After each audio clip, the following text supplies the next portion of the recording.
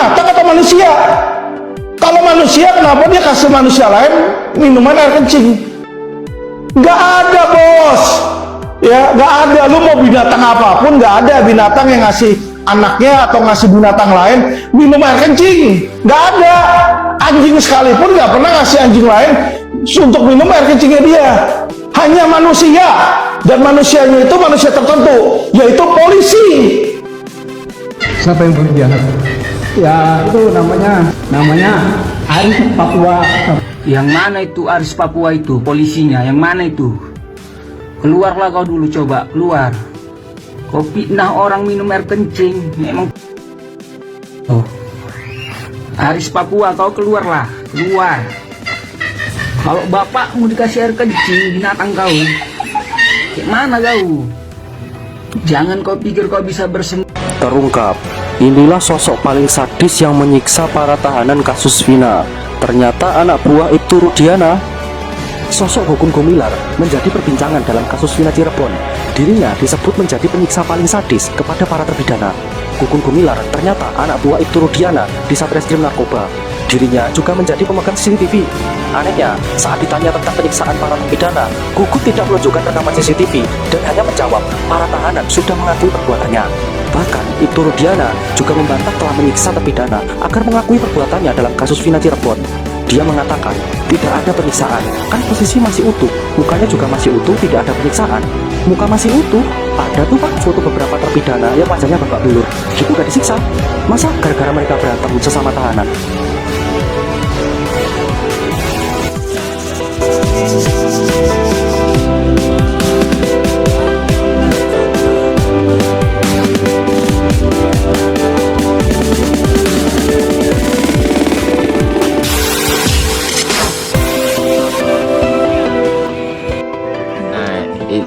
Ini parah nih.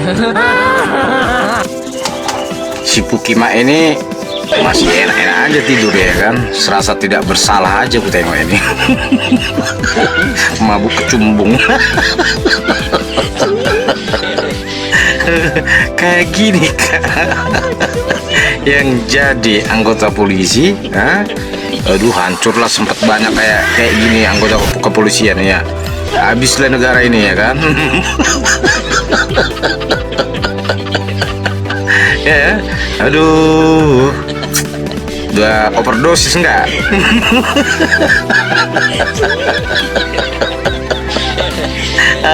Lama-lama aku jitak nih orang ini.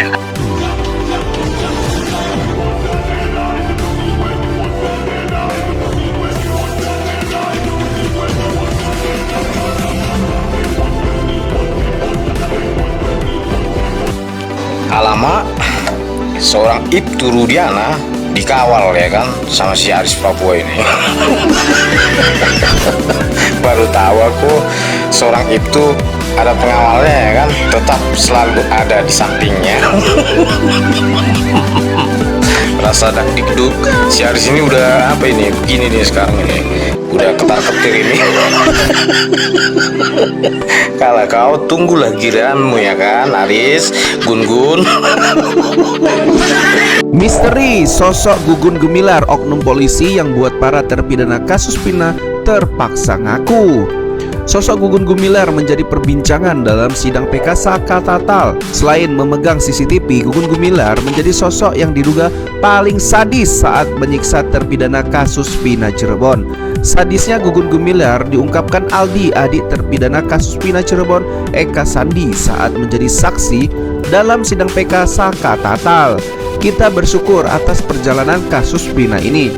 Para oknum-oknum yang coba bersembunyi dari kebenaran gelapnya kasus Vina ini akhirnya satu persatu terbongkar.